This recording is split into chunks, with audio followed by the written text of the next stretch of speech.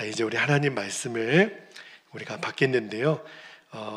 이사야 7장 후반부를 좀 오늘 한 번 더 읽겠습니다. 7장 10절에서 25절까지 말씀 우리가 받도록 하겠습니다.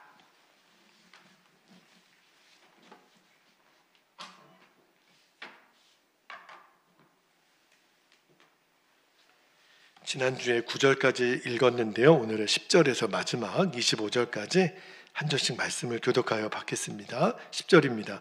여호와께서 또 아하스에게 말씀하여 이르시되 너는 내 하나님 여호와께 한 징조를 구하되 깊은 데에서든지 높은 데에서든지 구하라 하시니 12절에 아하스가 이르되 나는 구하지 아니하겠나이다. 나는 여호와를 시험하지 아니하겠나이다 한지라. 이사야가 이르되 다윗의 집이여 원하건대 들을지어다. 너희가 사람을 괴롭히고서 그것을 작은 일로 여겨 또 나의 하나님을 괴롭히려 하느냐? 14절에 그러므로 주께서 친히 징조를 너희에게 주실 것이라. 보라, 처녀가 잉태하여 아들을 낳을 것이요 그의 이름을 임마누엘이라 하리라. 그가 악을 버리며 선을 택할 줄 알 때가 되면 엉긴 적과 꿀을 먹을 것이라. 16절 대저 이 아이가 악을 버리며 선을 택할 줄 알기 전에 내가 미워하는 두 왕의 땅이 황폐하게 되리라. 여호와께서 에브라임이 유다를 떠날 때부터 당하여 보지 못한 나를 너와 너의 백성과 내 아버지 집에 임하게 하시리니 곧 아수르 왕이 오는 날이니라. 18절에 그날에는 여호와께서 애굽 하수에서 먼 곳에 파리와 아수르 땅의 벌을 부르시리니 다 와서 거친 골짜기와 바위 틈과 가시나무 울타리와 모든 초장에 앉으리라. 20절에 그날에는 주께서 하수 저쪽에서 새내어 온 삭도 곧 아수르 왕으로 내 백성의 머리털과 발털을 미실 것이요 수염도 깎으시리라. 그날에는 사람이 한 어린 암소와 두 양을 기르리니 22절에 그것들이 내는 젖이 많음으로 엉긴 젖을 먹을 것이라. 그 땅 가운데 남아있는 자는 엉긴 젖과 꿀을 먹으리라. 그날에는 1000그루의 은천개의 가치가 있는 포도나무가 있던 곳마다 찔레와 가시가 날 것이라. 24절에 온 땅에 찔레와 가시가 있으므로 화살과 활을 가지고 그리로 갈 것이요 보습으로 갈던 모든 산에도 찔레와 가시 때문에 두려워서 그리로 가지 못할 것이요 그 땅은 소를 풀어 놓으며 양이 밟는 곳이 되리라. 아멘. 하나님 말씀입니다. 자, 이제 오늘 이사야 강의 순서로는 10번째인데요. 오늘 7장 후반부 말씀을 이제 좀 마무리하려고 합니다. 오늘 본문에서 13절 맨 끝에 보면 이사야 선지자가 아하스에게 이렇게 말을 해요. 또 나의 하나님을 괴롭히려 하느냐.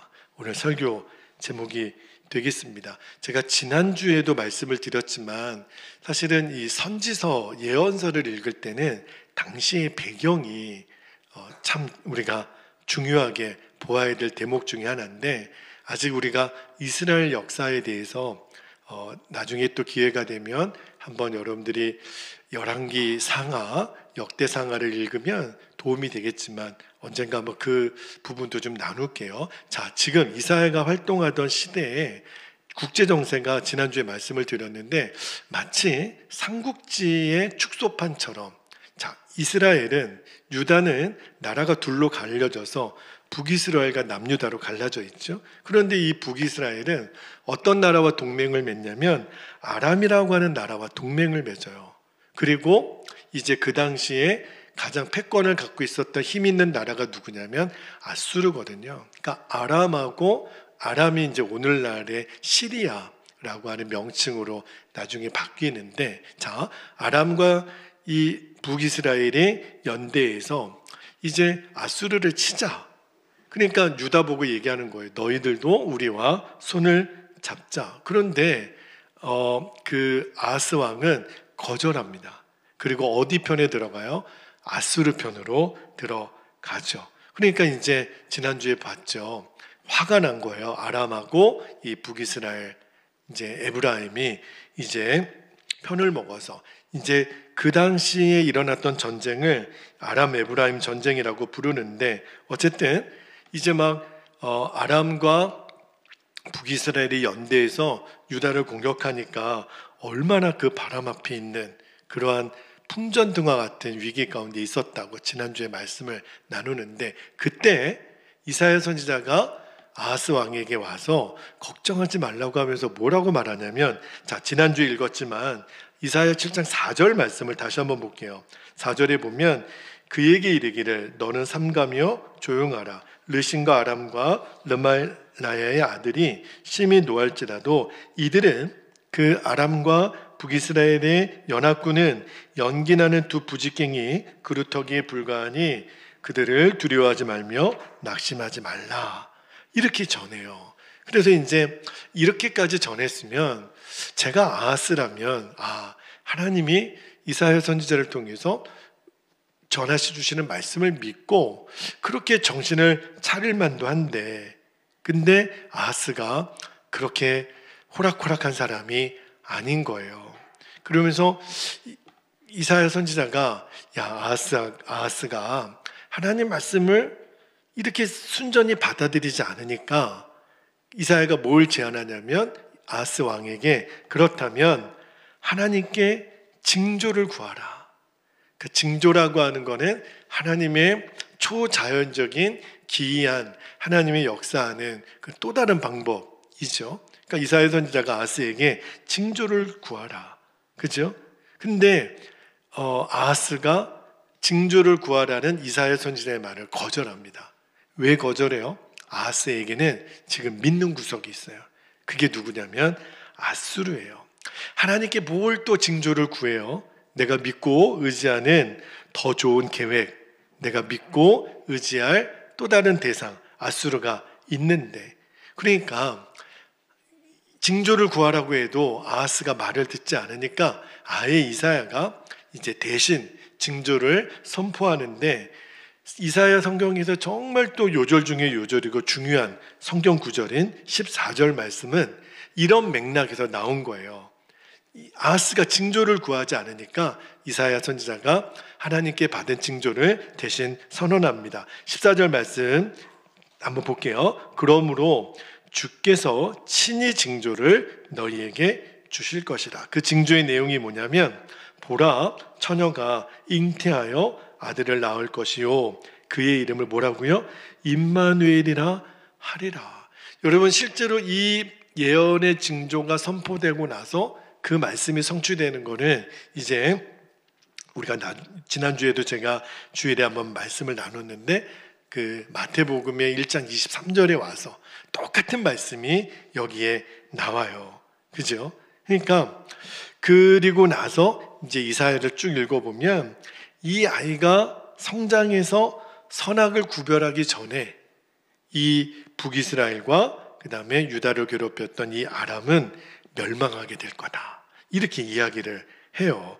그런데 문제는요, 이 아람과 북이스라엘의 수도가 이제 에브라임이니까 이 두 나라의 운명처럼 아하스 왕에게 지금 쭉 이어지는 25절까지 말씀은 무슨 내용이냐면, 이제 아하스 당신의 그 패역한 정치 때문에 이제 남유다도 앞으로 얼마나 비참한 운명을 맞이하게 될지 왕이여 들으소서. 그리고 이제 이해하기는 좀 어렵지만 상징적인 표현이 많이 나오기 때문에 25절까지 이제 남유다도 비참하게 망하게 될 거라고 하는 예언의 말씀이 쭉 이어지는 거예요. 그러니까 사실은 하나님은 북이스라엘도 그렇지만 남유다도 망하기 전에 하나님의 선지자들을 보내서 제발 말 좀 들으라, 수없이 이야기를 전했죠.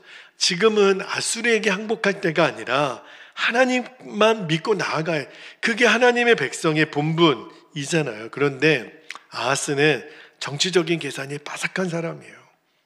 내가 지금 누구 편에 서는, 하나님 편 안중이 없는 거예요. 내가 지금 아수르 편에 내가 서면 아수르가 나를 지켜줄 거야. 아수르가 유다를 지켜줄 거야. 천만의 만만의 콩떡입니다. 그럴 일은 처음부터 있지도 않고 완전히 지금 아하스가 거짓된 판단을 하고 완전히 지금 미혹당하는 거죠. 저는 오늘 본문에 나오는, 지난주도 그랬고 오늘도 보면서 이 아하스의 모습을 보면서 참 인간이 정말 간사하다. 화장실 들어갈 때 마음하고 나올 때 마음이 다르다고 이야기하지요. 저는 아하스를 보면서 제 자신을 한번 돌아봐야 된다라는 생각이 들었어요. 나는 하나님의 백성이라고 이렇게 말은 하지만 결국은 결정적인 순간에 내가 진짜 하나님 편에 설지 아니면 아수르 편에 설지, 얼마든지 우리는 팔은 안으로 굽는다고 나에게 이익이 되는 쪽으로 하나님보다 아수르를 선택했던 적이 얼마나 많은지. 그렇죠? 정말 하나님이 시퍼렇게 눈뜨고 보고 계시는데도 하나님 앞에서 어디 진짜 감히 아수르 편을 드냔 말이에요. 근데 지금 안 보이는 거예요. 하나님은 눈에 보이지 않고 아수르는 내 눈에 보이니까 아수르만 나를 지켜주면 나는 살 것 같고 나는 행복할 것 같고, 그러면서 이 아하스가 한다는 소리가 내가 주님을 그렇게 힘들게 할 필요가 있나요? 이렇게 얘기를 하네요. 정말 어떻게 입은 삐뚤어져도 말은 바로 해야 되는데 내가 뭐 주님을 힘들게까지 할 필요가 있느냐고 자기를 정당화시켜. 그러나 그거는 정말 아주 그냥 입술이 간사한 말인 거죠. 실제로는 그런 마음이 없어요. 실제로는요, 다 순전히 자기를 위한 말이었던 거죠. 여러분, 아하스가 그 이사야 선지자가 징조를 구하라, 하나님의 말씀을 들으라, 아마 이런 생각했을 거예요. 아니, 지금 이사야 선지자님 생각해 보시라고. 지금 아람하고 북이스라엘이 연합해서 우리를 지금 공격하러 오는데 이 마당에 징조를 구하라고? 아니, 아수르하고 손만 잡으면 이 위기를 넘길 수 있는데 무슨 징조냐고. 내 입장에 한번 되어보라고. 여러분, 우리가 이 시대를 읽는 눈을 정말 잘 보셔야 돼요.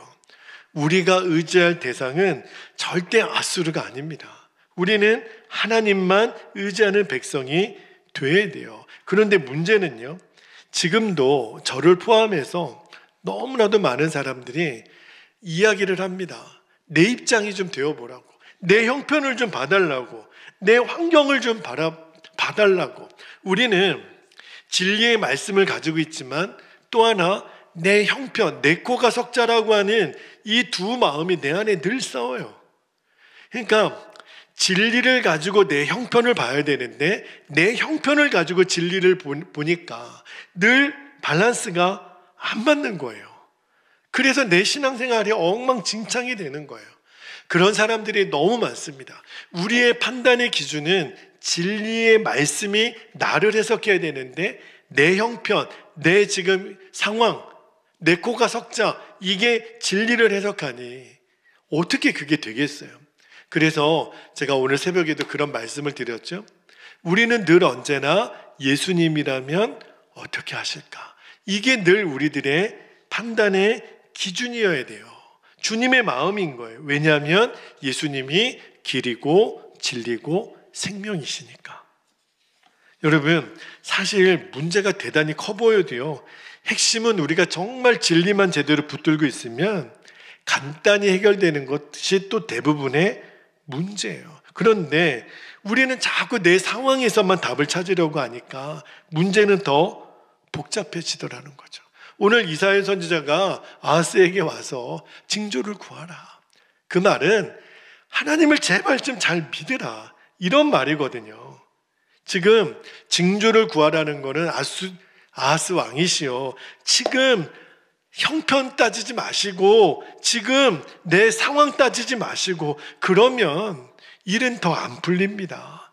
하나님의 징조를 구하십시오. 근데 우리는 자꾸 형편, 내 상황, 이것만 붙들려 있으니까. 자, 11절에 보니까 이사야가 아하스 왕에게 이렇게 얘기하죠. 11절에 보세요. 너는 내 하나님 여호와의 한 징조를 구하되, 보세요, 깊은 데에서든지 높은 데에서든지 구하라. 자, 이사야가 지금 아하스에게 하나님으로부터 오는 징조를 구하라, 제발 좀 믿으라. 징조가 없어도 믿어야 되는데, 자, 징조를 구해서라도 왕이시여 하나님을 제발 믿으십시오. 그러면 이 위기는 넘어갑니다. 그런데 아하스가 믿지 못하는 거예요. 얼마나 이사야가 답답하면 깊은 데에서든지 높은 데에서든지 구하라. 여러분, 여기 깊은 데는 지옥이에요. 스올을 말하는 거고, 높은 데는 하늘이거든요. 그러니까 하나님의 이 징조의 범위는, 하나님은 전능하신 분이시니까 어떻게 해서라도 하나님은 보여주실 거니까 왕이시여 제발 하나님을 의지하시고 하나님을 믿으십시오. 너무너무 이사야는 확신에 찬 고백을 하는 거예요. 그런데 아하스는 그 어떠한 징조도 구하지 않습니다. 자, 12절 말씀을 볼까요? 12절에 아하스가 이렇게 얘기를 해요. 아하스가 이르되 나는 구하지 아니하겠나이다. 나는 여호와를 시험하지 아니하겠나이다. 한지라. 여러분, 여기 12절 말씀만 따로 떼어서 보면 아하스가 꽤 믿음이 좋은 사람인 것처럼 보여요. 그런데 이거는요, 완전히 정말 입에 침도 안 바르고 한 내 속마음하고 전혀 다른 이야기를 하는 거예요. 왜 이렇게 얘기를 하냐면 아하스는 지금 믿는 구석이 다른 데 있다니까요. 하나님이 나의 도움이 아니라 아수르의 군대가 나의 도움이니까 나는 하나님을 시험하고 싶지도 않습니다.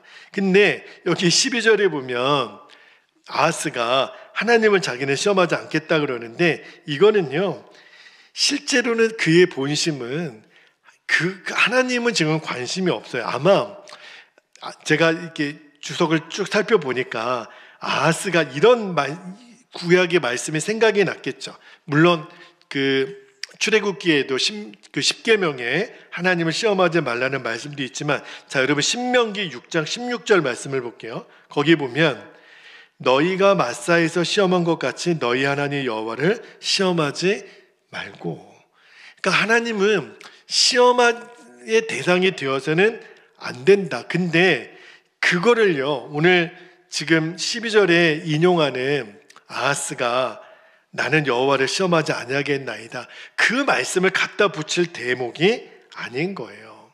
지금 아하스는 하나님에 대한 신앙이 없어요. 그런데도 하나님 말씀을 갖다 붙여가지고 자기의 불신앙을 교묘하게 포장하는 게 이게 문제라는 거예요. 우리도 얼마든지 그런 누를 범할 수 있습니다. 나는 진짜 믿지는 않은데, 근데 하나님 말씀을 갖다 붙여가지고 아주 그럴싸하게 내 믿음을 포장하는 거죠. 여러분, 만약에 어린 아들이 그 아빠가 이제 어린 아들에게 이렇게 얘기했다고 한번 생각해 볼게요. 아들아, 뭘 사줄까? 뭐든지 말만 해. 아빠가 너한테 다 사줄게. 근데 아들이 하는 소리가, 아빠, 아니 됐어요. 저는 아빠의 경제력을 시험하지 않겠어요. 만약에 이렇게 대답한다면 여러분, 아빠의 마음이 어떨 것 같아요? 아니, 아빠는 다 사줄게 그러는데 아들이, 아빠, 나는 아빠의 경제력을 시험하고 싶지 않아요. 그러면 여러분, 지금 아들의 거절이 아빠를 힘들게 하는 것인가요? 지금 아빠가 돈이 있나 없나 시험하는 겁니까? 아니에요. 만약에 그렇게 말하는 아들이 있다면 실은 아빠를 무시하는 거죠. 그죠?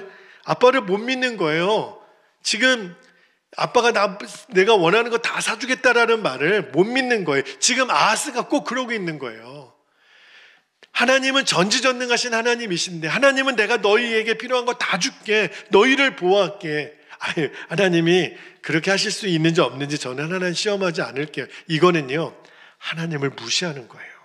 하나님을 지금 경홀히 여기는 거예요. 그러니까 지금 이 아하스의 불신앙은요, 하나님의 존재, 하나님의 능력에 대한 것이라기보다는 하나님 말씀을 받아들이지 않는 완전히 완고한 마음으로 가득 차 있는 거죠. 그러니까 하나님을 못 믿는 게 아니라 의지적으로 안 믿으려는 거예요.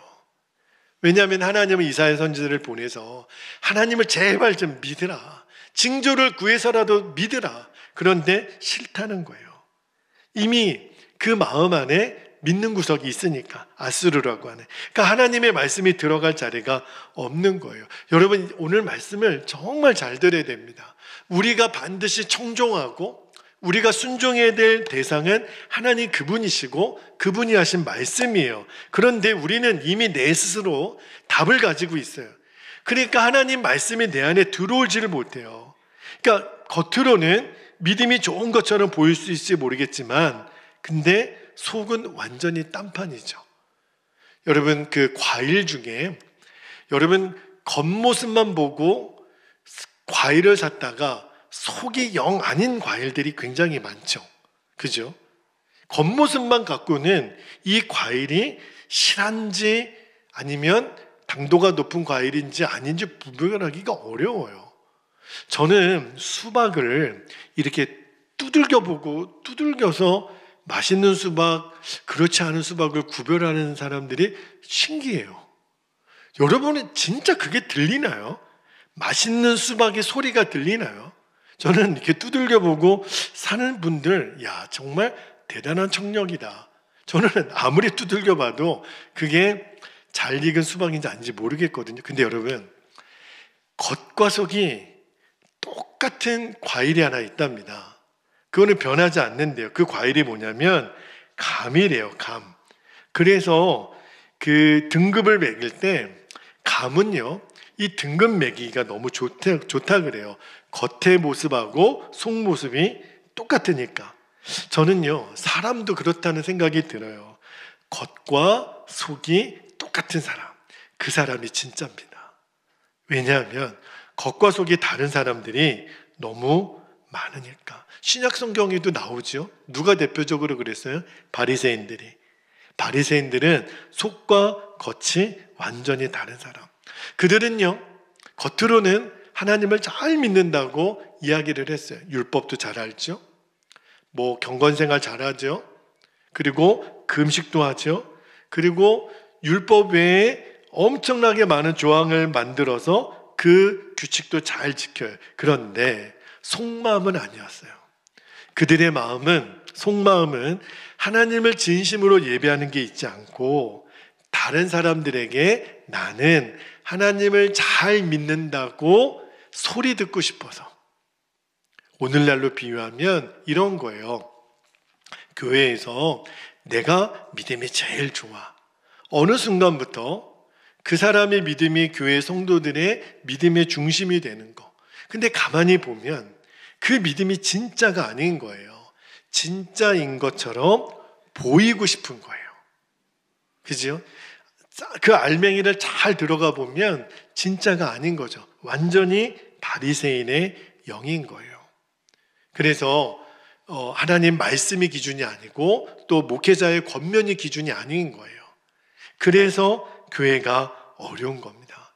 여러분, 저는 우리 교회를 섬겨가면서 특히 이제 오늘 우리 직분자들을 다 모여서 이렇게 예배할 수 있어서 제가 너무 힘이 되고 감사합니다. 그러나 꼭 명심하셔야 돼요. 우리의 모든 판단의 기준은 나의 어떤 연륜도, 나의 경험도, 나의 신앙의 연수도 아닙니다. 오직 하나님의 말씀. 내 모든 판단의 지금 기준이 하나님의 말씀인지, 그리고 목회자의 권면인지, 늘 우리는 하나님 말씀과 목사님의 가르침, 목사님의 권면에 중심을 갖고 있어야 돼요. 자, 그런데 바리새인들이 그랬던 것처럼, 오늘 아하스가 그랬던 것처럼 왜 이렇게 겉과 속이 믿음이 다를까? 그죠? 이유가 뭐죠? 마음이 다른 곳에 있기 때문에 그래요. 하나님을 믿는다고 말은 하지만 여전히 내가 좋아하는 대상은 다른 데 있어요. 사람에게 있고, 돈에 있고, 명예에 있고. 여러분, 왜 사람들이 기독교인들을 비판하고 교회를 욕하죠?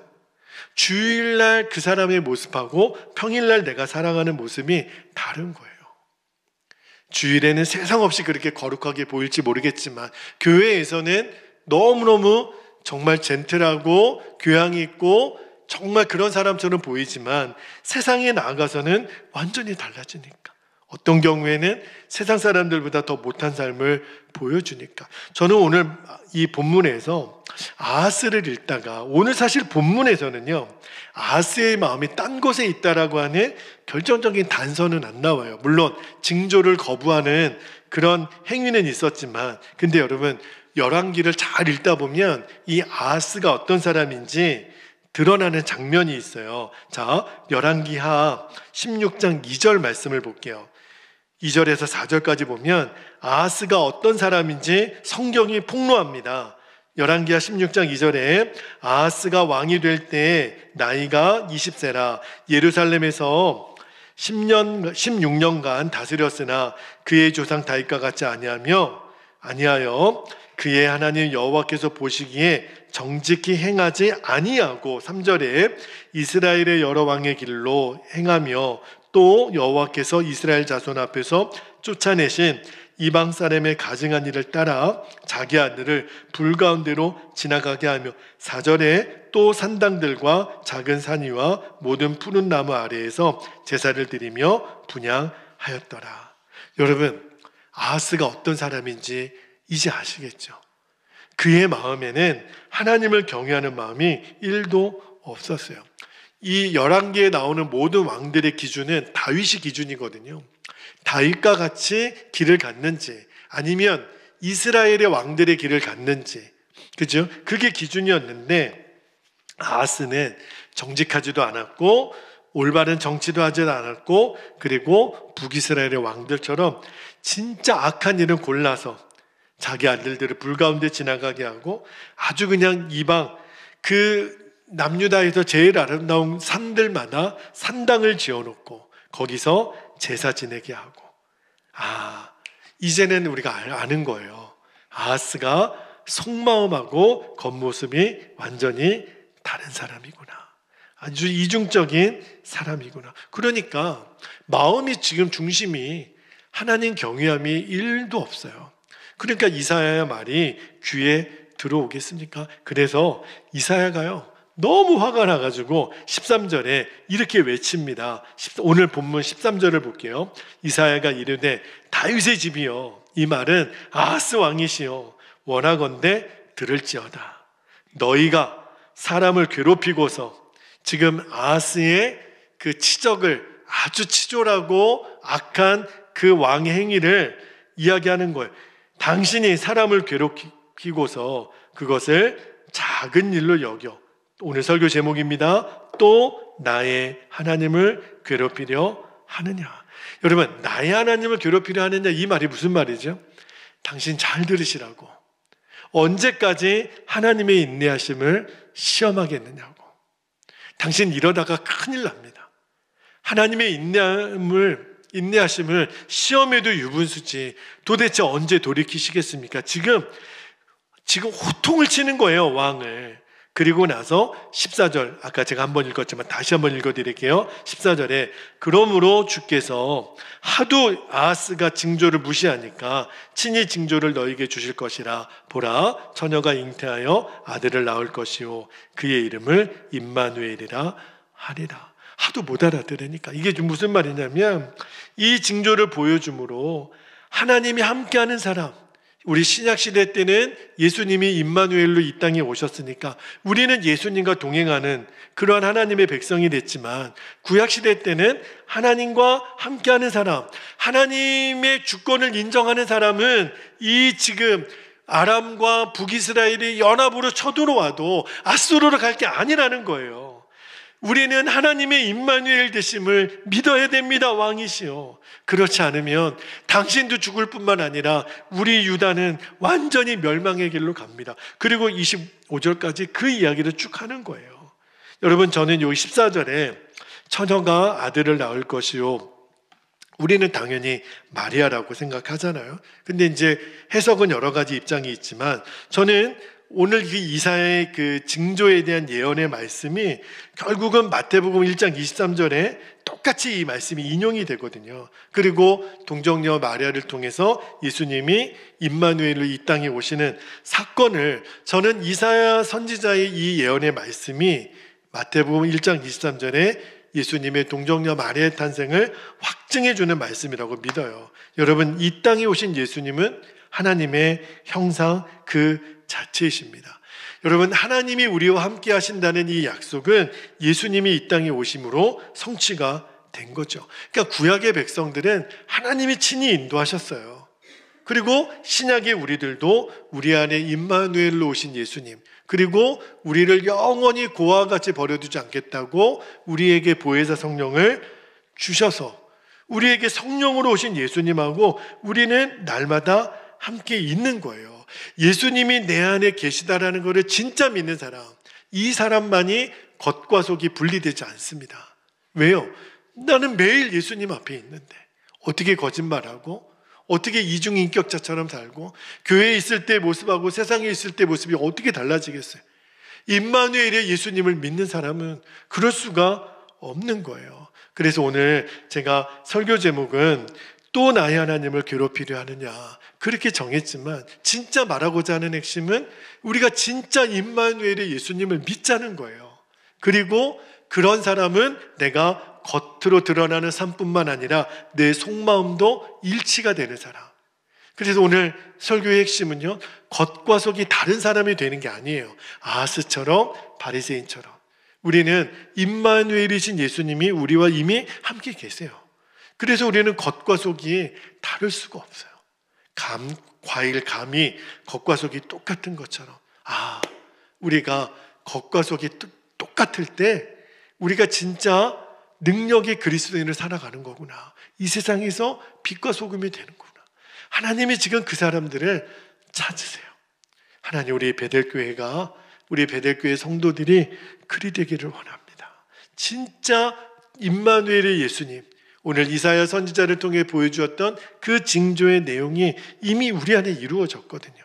예수님 우리 안에 성령으로 오셨잖아요. 그래서 우리는 겉과 속이 분리가 될 수 없는 사람이라는 것을 분명히 믿고, 주님, 내 속도 내 겉도 언제나 임마누엘이신 예수님과 동행함으로 한결같게 하소서, 변함없게 하소서. 이 사람이 진짜 그리스도인이에요. 이 사람이 정말 하나님이 기뻐하시고 쓰시는 주님의 종들이 됩니다. 저와 여러분이 꼭 그리 되시기를 주님의 이름으로 축복합니다. 이제 우리 함께 기도하겠습니다. 두 가지 기도 제목을 우리가 붙들고 기도할게요. 첫 번째는 언제나 판단의 기준이 내 형편이나 상황이 되어서는 안 됩니다. 언제나 진리를 가지고 상황을 봐야 돼요. 근데 그 진리는 누구라 그랬죠? 예수님. 예수님이라면 어떻게 하실까? 진리이신 예수님으로 내 상황과 형편을 판단하게 하소서. 길과 진리이신 예수님이 내 판단의 기준 되게 해 주시도록 기도하고, 두 번째는 나의 속믿음과 겉으로 드러나는 삶이 일치가 되는 그 징조가 바로 이사야 선지자가 얘기했던 임마누엘의 예수님이에요. 보라, 처녀가 잉태하여 아들을 낳으리니 그 이름을 임마누엘이라 하리라. 주여, 내 안에 임마누엘 되신 예수님으로 인하여 내 속사람과 내 겉모습이 언제나 한결같게 하소서. 그래서 우리가 하나님이 마음껏 쓰시는 주의 종들이 되게 하소서. 우리가 두 가지 기도 제목을 붙잡고 이 시간 주님의 이름을 부르고 함께 통성으로 기도하겠습니다. 주여,